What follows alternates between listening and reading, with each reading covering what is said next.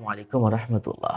সম্মানিত দর্শক ও শ্রোতা, আপনি ২১ বার ২১ বার যদি ইয়া শাকুরু পাঠ করেন তাহলে কি হয়? এই বিষয়টা আমরা জানব। ২১ বার যদি কোনো দরিদ্র ব্যক্তি ইয়া শাকুরু পাঠ করে, আল্লাহ সুবহানাহু ওয়া তাআলা গুরুত্বপূর্ণ একটি নাম। ইয়া শাকুর শব্দের অর্থ হলো কৃতজ্ঞতা পছন্দকারী, দ্য গ্রেটফুল।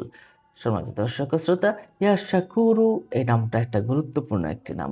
এই নামটা যদি কেউ ২১ বার কোনো ব্যক্তি প্রতিদিন যদি পাঠ করে, আল্লাহর রহমতে তার দারিদ্রতা থাকবে না। তার দারিদ্রতা আল্লাহর রহমতে দূর হয়ে যাবে। এটা আপনি আমলটা করে দেখতে পারেন।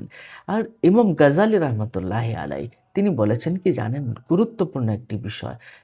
কন্যা দায়গ্রস্ত যারা তাদের কন্যাকে বিয়ে দিতে পারছেন না, অথবা ঋণগ্রস্ত হয়ে গেছেন, কঠিন ঋণগ্রস্ত হয়ে গেছেন। তারা যদি সূর্যোদয়ের সময়, সূর্য যখন ওঠে এবং সূর্যাস্তের সময়, সূর্য যখন অস্ত যায় অর্থাৎ মাগরিবের সময়, ফজরের পরে এবং মাগরিবের সময় ৭ দিন পর্যন্ত যদি নিয়মিতভাবে ২১ বার মাত্র ইয়া শাকুরু, ইয়া শাকুরু, ইয়া শাকুরু আকাশের দিকে মুখ করে যদি পড়ে ২১ বার ইয়া শাকুর মাত্র কয়েক সেকেন্ডের বিষয়।